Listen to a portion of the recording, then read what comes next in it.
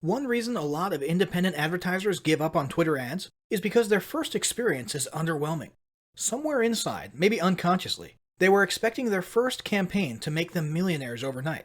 And when that doesn't happen, they give up. This is a huge mistake. Twitter ads can work wonders for your business. The trick is to analyze, optimize, and retarget.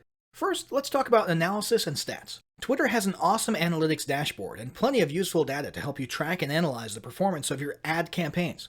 From your Twitter advertising dashboard, you can see things like impressions, engagements, views, clicks, conversion rates, and maybe most importantly, costs.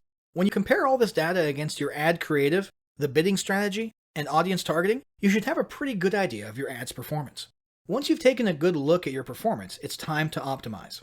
The idea behind optimizing your Twitter ad campaign is to basically tweak various aspects of it, test the results of those tweaks against a baseline, for example the original campaign, and watch what happens. If the tweak produced an improvement, keep it. That tweaked version now becomes the new norm, and it's time to choose another aspect or element to tweak. For example, let's say you've got an ad campaign for firefighter-themed t-shirt sales, designed to direct traffic to your e-commerce store. You've got an image in your tweet of a firefighter silhouetted in front of some scary flames and textual CTA saying, "Free firefighter t-shirts." The ad is performing worse than you had hoped. For your first attempt at optimization, you might change the call to action and make it a little more wordy. For example, grab your free firefighter t-shirt and celebrate our nation's first responders.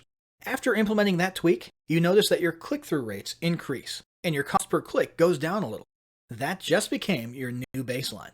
Next, you remove the dark silhouette image and replace it with a bright, flat tabletop background with one of your firefighter t-shirts spread out on it. Big surprise, your performance improves. The big thing to keep in mind for this process is that you only want to make one change at a time.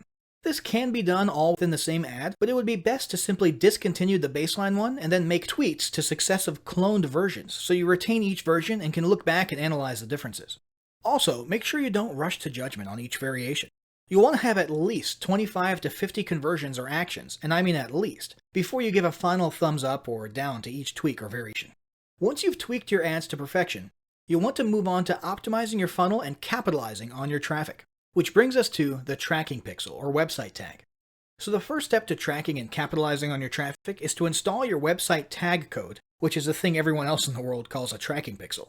You can get this from inside your ad account, and we recommend you use the universal website tag option. Place this tag on every relevant page of your website. This should include your squeeze pages, your thank you pages, your sales pages, your checkout pages and order forms, your upsell pages, and pretty much every page in your funnel.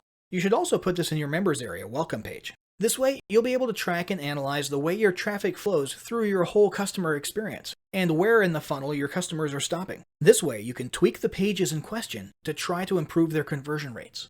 Now let's talk about retargeting audiences. Once you've got your pixel or tag code where you need it, it's time to start retargeting. Retargeting is done by creating custom audiences based on user behavior across your pages. The most basic form of retargeting is to simply retarget everyone who has visited your web property. In this case, all you care about is that the audience is warm, which means they've now been exposed to your brand or site and are at least somewhat familiar with you, and therefore more likely to convert if you target all of them and send them to another offer, or the same offer again. A more advanced form of retargeting, however, is action-based retargeting. In this case, you create a custom audience based on pages someone visited or didn't visit, and then you custom tailor an ad message to them. One example might be for people who did land on your squeeze page, but did not land on your thank you page. You know these are people who didn't grab your free gift or opt in, so you can retarget them, reminding them to grab that free offer and why they'll like it. Another example might be upsell reminders. In this case, you'd create a custom audience of people who landed on your upsell page, meaning they bought the initial front-end product, but did not land on the next page after the upsell, whether that be a thanks page or another upsell page. This means you can follow them around Twitter with a tailored message inviting them to upgrade or offering a coupon. This same method can be applied to the e-commerce realm simply by placing your code on your order page and also on the post-purchase or success page and targeting those who hit the former but not the latter. This is commonly referred to as shopping cart abandoner recovery. So there you have it, a clear strategy for leveraging paid ads on Twitter. But none of it will count for anything if you don't apply what you've learned. Make sure either you or your team start implementing what you've learned right away using the battle plan below. Step 1. Establish your big picture Twitter advertising goals and ensure they're specific, measurable, and attainable. Step 2. Choose an appropriate ad type or objective. Step 3. Make your targeting and budget decisions for your first ad in accordance with the goals you established at the beginning. Step 4. Design an ad creative that's eye-catching and engaging. Step 5. Analyze your performance after getting at least around 25 to 50 conversions. Step 6. Start tweaking and optimizing your campaign to boost performance.